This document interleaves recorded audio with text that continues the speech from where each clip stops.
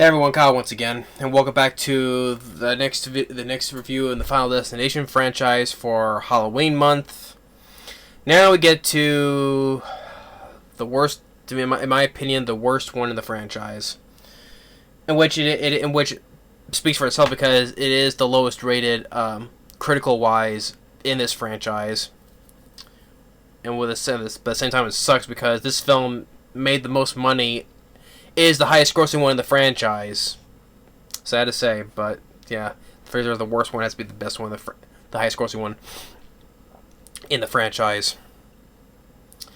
I hated the sequel. It is the worst one, in my opinion, the worst one in the franchise, and it's too bad because the Final Destination, which once I thought before was lazy titling. It's the same thing, like with Rob Zombie's Halloween. 3 of the films are just titled Halloween. We get the original, you got the 2007 remake, and then you got the 2018 one. Still the same freaking title. It's the same thing like the Thing prequel, same title, The Thing. Or same thing with this. Oh, it's the same title, but you put the in there? Big difference. But, yeah, this is lazy titling. But the Final Destination, released in 2009, David R. Ellis, may he rest in peace, comes back to direct this after we did Final Destination 2. It was the best one and fun sequel. With the crazy car crash highway pileup, fun, the best premonition of the franchise to me. Here, I didn't care about. I did not care about this premonition at all, and the biggest problem was I didn't care about the premonition. Every single one of these characters, well, except for one character, I'll get to in a second, but for most all the characters except for one, everyone sucked. I did not get a rat's ass about any of these characters, and they're for the most part, Final Destination 2 with David R. Ellis, he handled the action stuff better, He did, there were CG enhancements, but lots of stuff he did stuff practically, especially with some of the stuff with the car crashing in the highway sequence, or when the kid Tim got crushed by the big giant glass, or the mom decapitated, or I think it was a little bit, it was mixing practical and CG for the death character of Rory when he got sliced to pieces. That was a cool death still. But here, most of everything was CGI in this movie. There was not, well, there was one practical, I would say, give credit for our fire stunt, I'll say, though. But most of everything was CGI. The deaths were lame. Most of all the deaths were lame, and characters I did not care for, and this bad CGI, and it was a major step down from what director David R. Ellis did when he did the second film. And fingers, like I said, this film became the highest grossing one of the franchise, made $186 million worldwide. It debuted number 1. It beat out Rob Zombie's Halloween on the same weekend. I could probably say I probably would rather watch this than Rob Zombie's Halloween 2. Because Rob Zombie's Halloween 2 is a piece of shit, pile of garbage, childish, forgettable film. So yeah, you get chalk one up for this movie. You beat Rob Zombie's Halloween 2.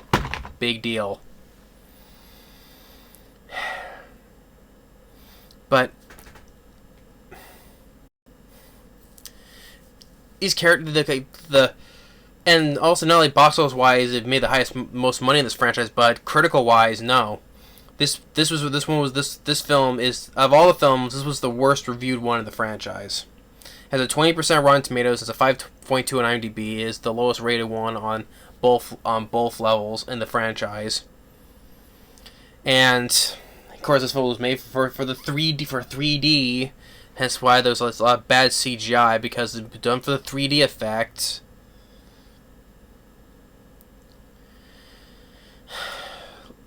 The whole thing with the lead character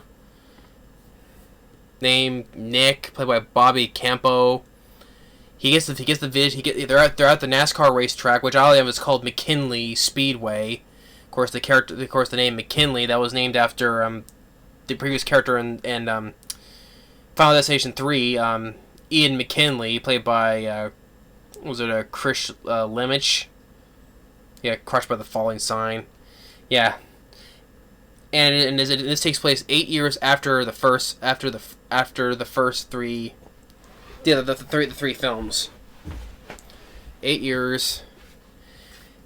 The lead character Nick, he has a premonition of the NASCAR, of everything going wrong with the NASCAR racetrack, and everything of the crash sequences, bad, and everything flying around, bad CGI. It just turns you off because, like, some of the stuff like in essentially like Final Destination 2, blah blah blah. It's making me speak out words wrong, and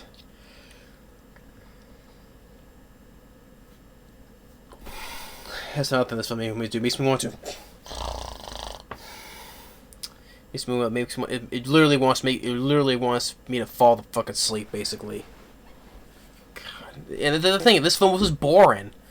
This sequel was just boring. It's the same typical formula. This premonition, and I mean even some of the especially the first two films, some of the characters I liked, and although there was some creative deaths with the first two films, even the third film, two of them I thought was creative. One went the hand nail gun to the girl, the hand nail to the hand, and the other guy with the motor wrench to the back of the head.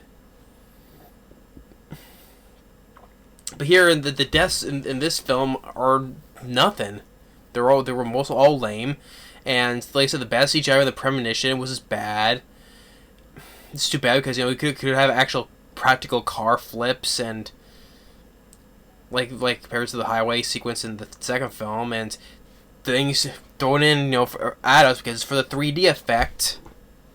Stop with the freaking 3D effects. Although once in a while a 3D effect can work in a movie, like Dread 3D, that worked. That was good to see in 3D, but here no. Everybody dies, and then the character gets a lot of people out of there. And one tire breaks a CGI tire, crashes into one girl, and the other one guy whose wife died in that did die in the NASCAR track. He's mad. He's driving his tow truck. He's mad, and we have that song "Why Can't We Be Friends" playing. The guy gets caught in his chain, and he's set on fire. Okay, I'll give that's a. Hey, one another chalk. You get a decent firestone when the guy's being dragged and he's caught on fire. That just reminds me funny enough, it reminds me in The Punisher when John Travolta was being dragged when he was set on fire. Rather watch that instead of this. But okay, you get a decent fire stunt when the guy's being dragged. Okay. Then another one where the woman, I forgot these characters' names. That's why these characters in these films are forgettable. She gets her hair done, and you think something's gonna happen while she's getting her hair done, like with the fan and the spray and the hair curl or whatever. But it also leads up to this where a guy is mowing the lawn and a flow rock flings and just right through her eye. Oh, because she said, remember telling her two kids, I got my eye on you. Pfft, right through the eye. Predicted that. And one guy who had this lucky coin, it falls down. He's in a swimming pool. The coin falls on the drain. The guy gets sucked down there, and basically all of his innards gets sucked right down through his ass, and spews out the blood out through the filter. Okay, that's probably one of the most blood I've seen in the franchise, but still bad CGI for. Well, maybe it was done practically. It was hard to tell from you that. But yeah. Or there was one character out of all the characters, there's one character I kind of did like. It's too bad because I like the actor who played him, Mykelti Williamson. If you remember that name, he's the guy who played Bubba from Forrest Gump. He was in Free Willy, and Species 2, which he came back with to do it with Michael Madsen, from Free Willy, but Species 2 I did not like. But he was also in Con Air. He played Baby O, which I liked him in that. And when saying there is no God, and then Nicolas Cage telling him, "I'm going to show you God does exist." So yeah, he was in Con Air. I love Con Air, and he of course 2016 he starred in The Purge election year. He was the character Joe Dixon, who wanted to protect his shop. I like Michael T Williamson. He's the only character I probably liked and sympathized with because, they tried to do that idea like in Final Destination 2 with the character Eugene when he tried to shoot himself 6 times. The bullets were perfectly fine. They were not duds. The idea you can't kill yourself. You have to let death take you how it wants to. Well, he tried to do the same thing in this, where he tries to hang himself, but it didn't work. And you have a little sympathy with him because he gives a little story that his wife and his kid died, and he's all right with it. He's already made peace with himself with that. He's ready to see his family soon. I was okay. That's the character I probably gave a damn about. I rather wish he was the lead in this than this character Bobby Campo, the character Nick. I wish Michael T. Williams was the lead in this, because he has the most sympathy for, he lost his family, and if he's on death's list, he's ready. He's made peace with himself with that. He's ready. When his time comes, he's willing to see. He's going to see his family soon. I like that character. Can I have him be the lead, please? But no. But he gets a very lame death. Of course, he gets a thing. Deja vu. It's like God wants to. Then boom. He gets hit by an ambulance. And of course you bring up deja vu, yeah. And then this one guy who's a mechanic, he gets impaled by these big tanks, pushes him through the chain link fence, and some of his flesh come peeling right through. Just for the 3D effect. Bad CGI. It almost made me want to burp on the movie as well. Bad CGI. The bad CGI in this is just bad. It's just, like I said, it's a huge step down. David R. Ellis may rest in peace. It's just, why can't you just do some of the stuff that he did from the Final Destination 2? Like I said, I enjoy Snakes on a Plane. I love Cellular. Like I said, Final Destination 2. Homeward Bound 2. Lost in San Francisco. I enjoy. Shark Night. I don't know what's worse. Is this worse than Shark Night? It's hard to tell. But sadly, that was the last one we did, before he passed away. Wish he would have done another good movie. I was not a fan of Shark Night. But, and then he goes to the mall, and there's trying to save the remaining people from an explosion happening at a theater. I think that the film was there that was premiere. I think, was it The Long Kiss Goodnight? I believe it was. I was like, if I'd rather watch that movie. And I forgot that I think it was Gina Davis who was starring in it, and I also believe was Samuel L. Jackson as well. Yeah. But yeah, I think it was A Long Kiss Goodnight.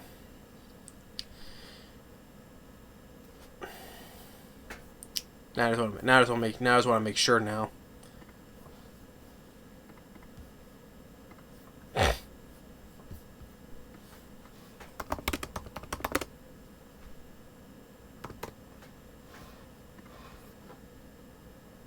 Yeah. I really watch that, because I like Rennie. I like good directed by Rennie Harlan, Rather watch that. But the explosion goes, and then him and his I believe his girlfriend. Yeah, his girlfriend on this. Okay, I may have to get another thing with this death. Although this turns out to be another premonition, though. But the whole thing when his girlfriend gets caught and sucked into the escalator. I think probably of all the deaths, even though it's in a premonition, Probably say that was the best death in the movie. Death by an escalator. And you see her really get sucked into there. Okay, you give you credit. You get the best death in the movie by the escalator. Okay, I applaud you for that. But that turns out to another premonition. Then he eventually saves everybody. Then they beat it, but no. Just like in all the previous movies, everybody has to die, and they look at the window. A truck hits them, and then you get this really dumb effect where it's like now it's done through an X-ray vision. You know, see everyone there as their skeletons, and then how the way they die, crushed by the truck, and that was a stupid way to show their deaths via X-ray effect. And I don't know what to say. This whole film was just boring. The deaths were nothing except for that. The best death was in a second premonition. And plus, it also makes me confused on how the way death works now. It's going to the point, okay, so you have a premonition with another and then you also have another premonition like that, and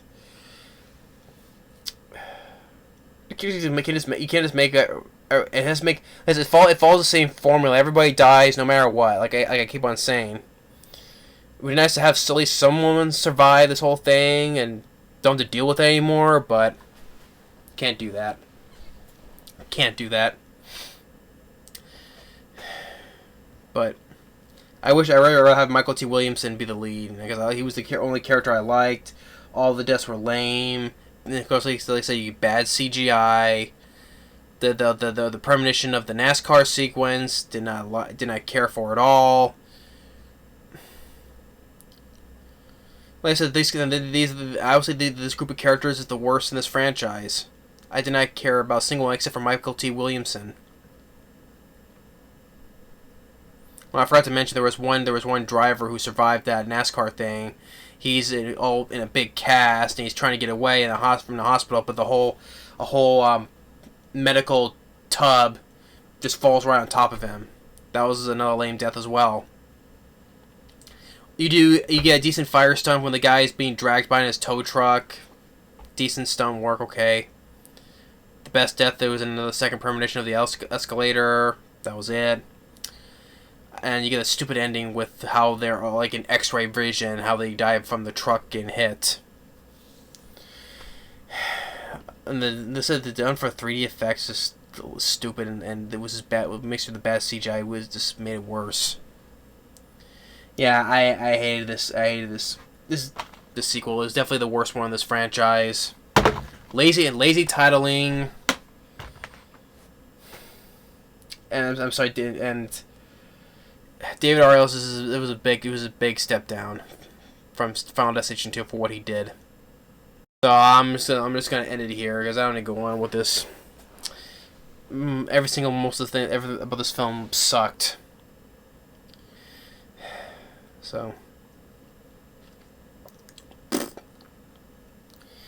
but at least by the come of the fifth film, which I rather watch is better than the 3 and 4. So. Yeah, I don't know what I'm gonna say. And Tony Todd doesn't even appear in this film, not even his voice or anything. Which I think he was going to, but this came out in 2009.